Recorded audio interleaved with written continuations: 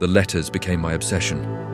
I read and reread them, searching for hidden clues, deciphering their meaning, and imagining the context of their writing. Each word felt like a dagger, each phrase an accusation.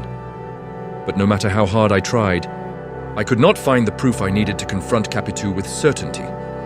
She, on the other hand, maintained her composure, though the tension in the house was palpable. Her silence was maddening, as if she were daring me to take the next step. And yet, there was no denial in her eyes, no guilt that I could discern. It was as though she had accepted my accusations, even if they were unfounded.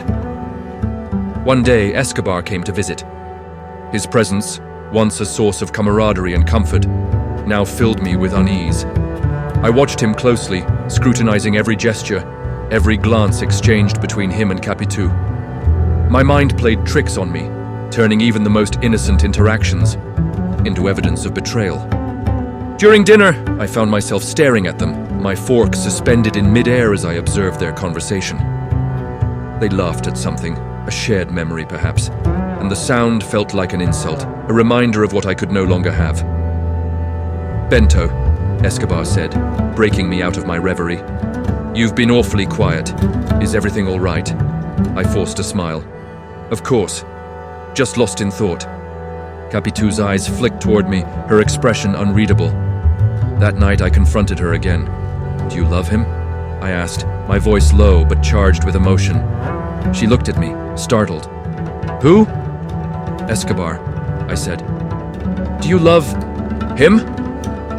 Her expression shifted, a mixture of shock and anger. "How can you even ask me that?"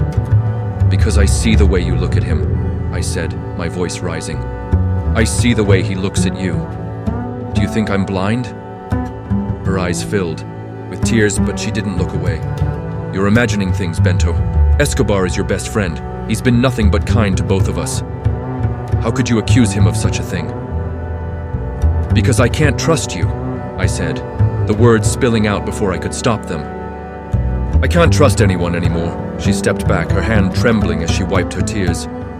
"I don't know what to do anymore," she said, her voice breaking. "I've tried to show you that I love you, that I've been faithful to you, but no matter what I do, it's never enough."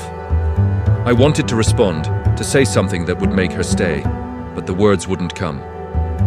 The next day, Escobar invited me to visit his home. He seemed concerned about me, though he didn't say it outright.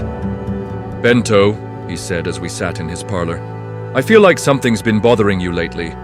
Is there anything you'd like to talk about?" I hesitated, unsure of how to respond. Part of me wanted to confront him, to demand answers.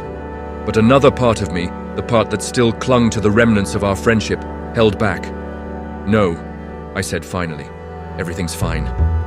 He looked at me for a long moment, as though trying to read my thoughts, but he didn't press the matter. That evening, Capitu and I barely spoke. The silence between us was heavy, filled with all the words we couldn't bring ourselves to say. I found myself retreating more and more into my own mind, my thoughts spiraling into paranoia and despair. I no longer knew what was real and what was imagined, who I could trust and who I couldn't. When love is tainted by suspicion, the line between truth and delusion becomes dangerously thin. In the next chapter, I'll recount the moment that shattered everything, the event that would forever define my life and my memories of Capitu. Don't miss it.